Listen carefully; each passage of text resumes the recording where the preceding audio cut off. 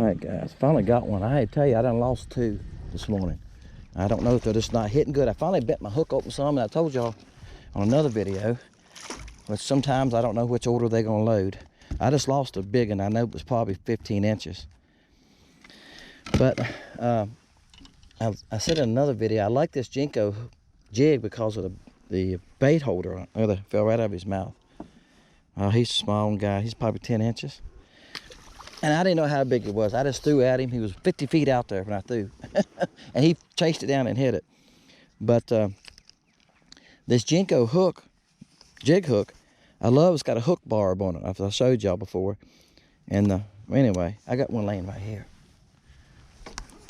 This one right here, see what it done? So I'm sharing that with y'all.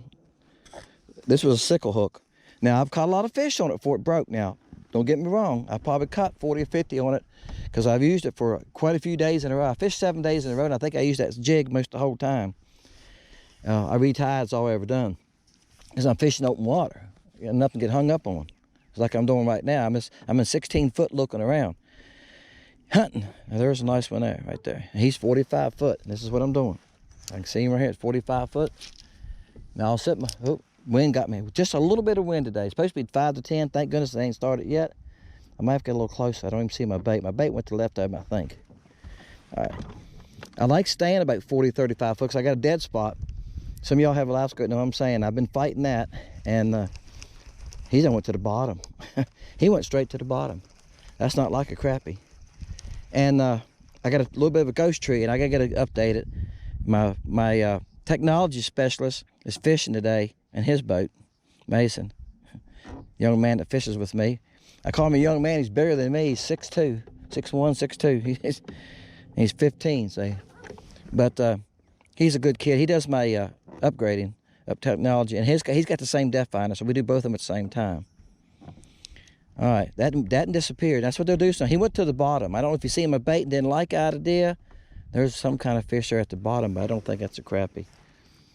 And I'll throw at them when they do that, okay? And yeah, I didn't fix my rod last night. Some of y'all wondering, like, Dennis, your rod's tangled up? Yeah, I didn't work on it last night, guys. I come in and loaded videos. And for some reason, it wants to catch behind that eye. And it's a little piece of glue that I scraped it off with my pocket knife. It's just enough there, I know, that it wants to stick there. 4 pound, look, it's already there already, guys. Look, I hadn't even cast it yet.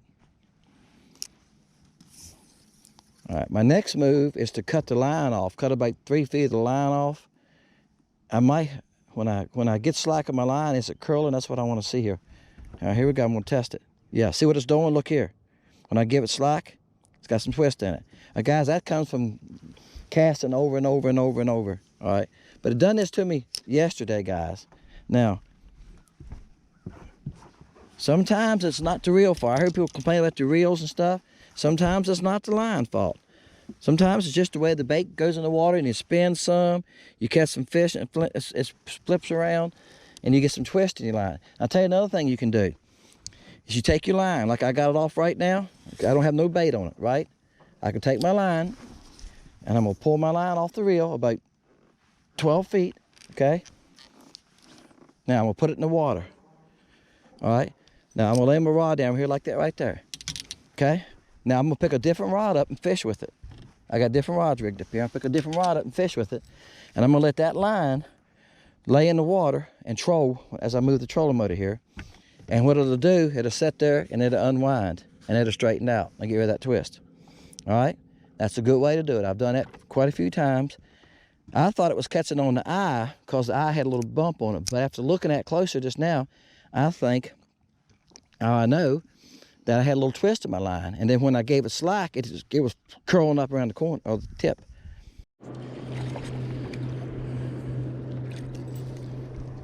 Bam. On babies, guys. I told y'all there'll become a time when I was catching all these big fish this year. Oh, come here. Let me grab you. When I was catching all these big fish, told y'all there'll come a time I was catching them at babies. He's about 9 inches. I mean, he's not a baby, he's a teenager. All right, guys, I changed hooks, changed jigs. I call them lead heads. They got a lead head, right? A lot of people call them jigs, and they call the bodies jigs. So you got a jig body and you got a jig, right? But anyway, I switched this Gamagotso. Oh, it's a nice crappie. Well, it must have been holding on to him because I hit him with the net, didn't I? Y'all laughing at me, ain't you? I hit him with the net. I'll share this hook with you. This Jinko hook, now don't get me wrong, guys. The Jinkos, it's a good open water hook. You just can't bend them. Any sickle hook, if you keep bending them, they're going to break on you. That hook got him all the way through, didn't it? It's a Gamagotso. Bought these. These are made for bass fishing. I bought them from a Packer Warehouse. But the only thing they come in is brown heads. You could paint the head. The head's brown, flat brown, which don't see, to me it doesn't make any difference. Somebody asked me that. That was the other thing I was talking about this morning. You know, I was talking about lead head colors. Okay, that's a nice crappie, guys. Just lay him in my box here. I showed y'all the box on another video because you can put his nose right there.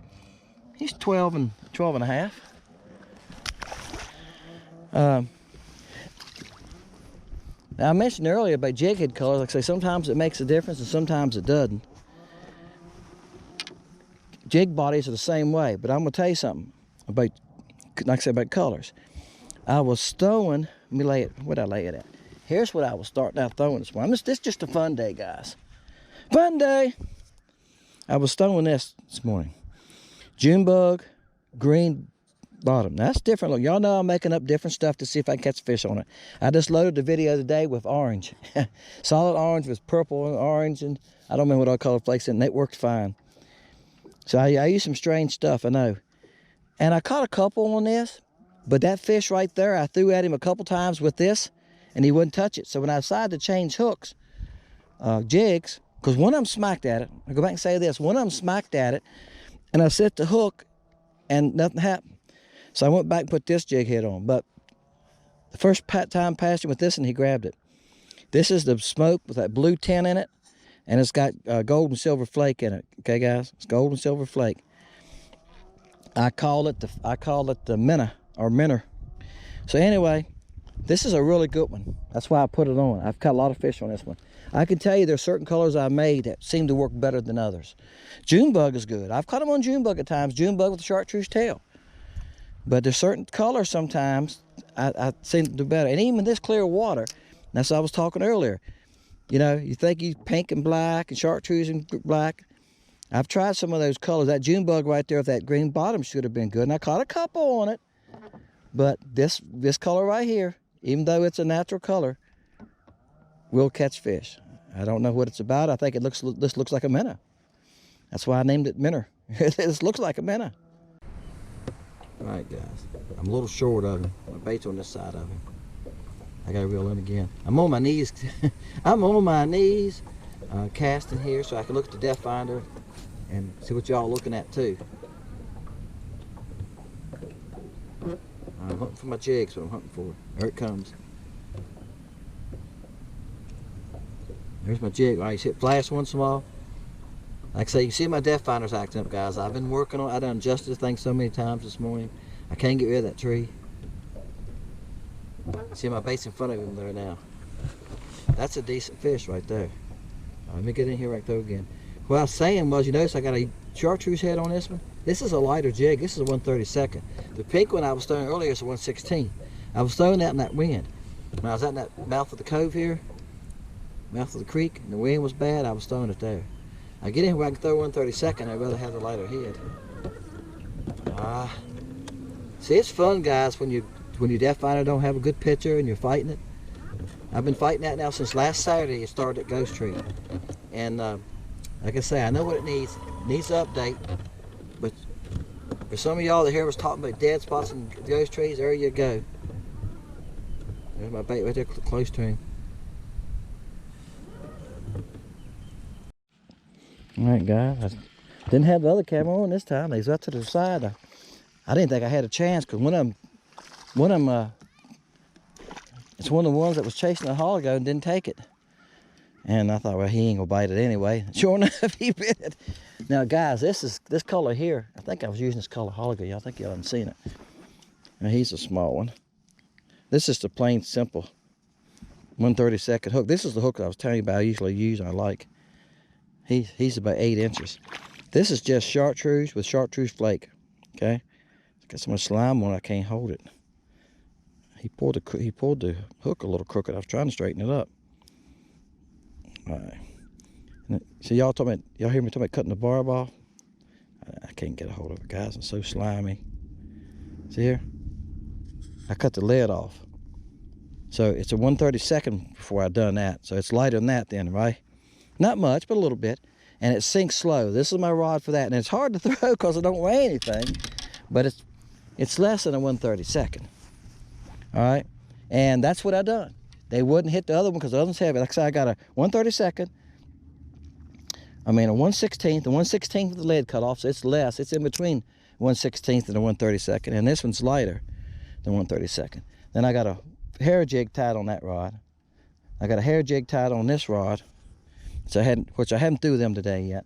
Then on my jigging rod, I've got a 1/16. And that's I usually for deeper fishing.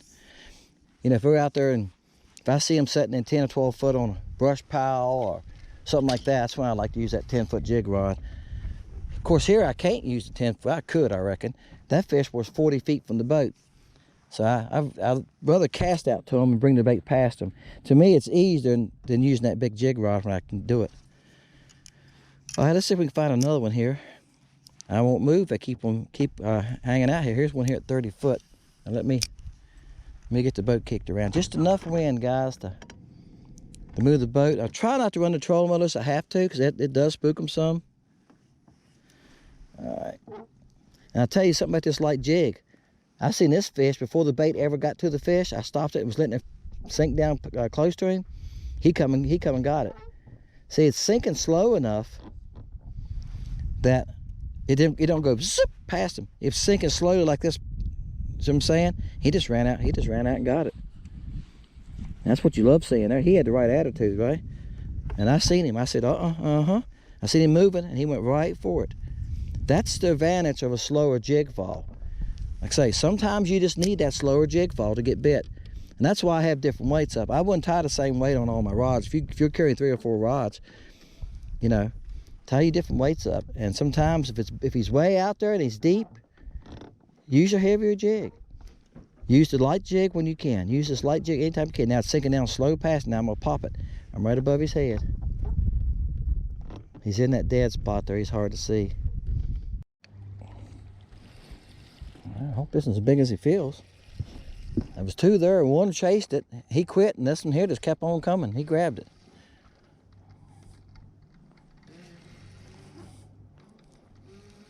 He didn't look that big. Oops, he didn't look that big out there, but oh yeah, he's a nice one. Bam, there's our nice one right there we've been looking for. All right, guys, maybe we still can catch a nice one this time of year. I said, I'm seeing a few nice ones. I done lost one I knew was a nice one. That's why I switched jigs. That's why I switched jig heads.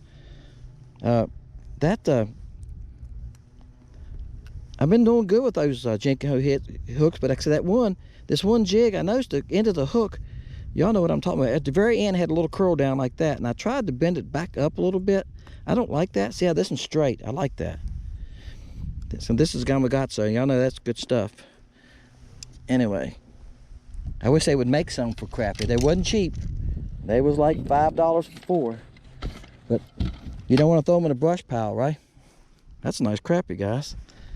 All right, I didn't wet this last time. I like to wet it a little bit. I think it probably better for them. I might eat. If I was eating them, I wouldn't worry about it. Oh yeah, look at, he's almost 14, isn't he? That's the 14 line. He's 13 and 7/8. But buddy, I'm not gonna hurt you. Go lay your eggs. After the spawn, I told the wife I'm gonna keep a couple to eat, but let them lay their eggs and I'll eat them. All right, guys, I meant to tell y'all too. Y'all noticed that ended my problem with my line twisting around my rod. I laid the rod beside the boat and left the line in the water as I fished around for a little while. And gosh, this ain't even crappie. He was way up in the water column too for a white perch. He was up in about 6 feet of water. There was a big fish I was throwing at. He come up and grabbed it. I wasn't throwing at him. All right, come on, bait right there at him. Right above his head.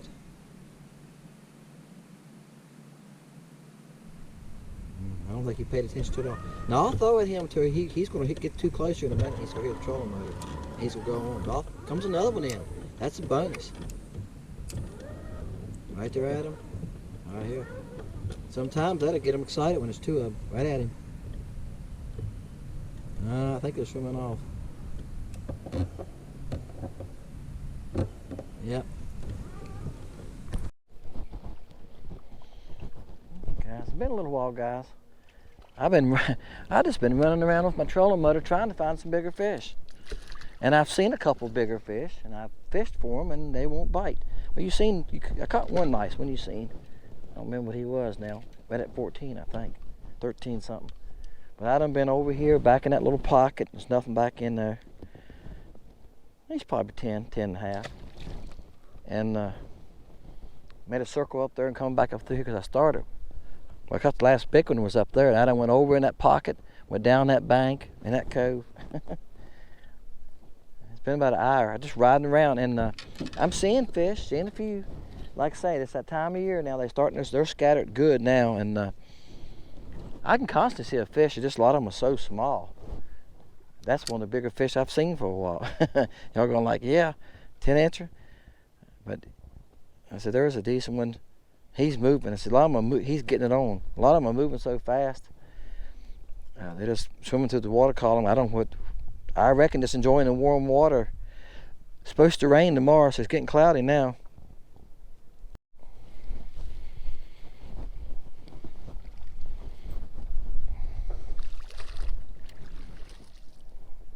Alright guys, found another one.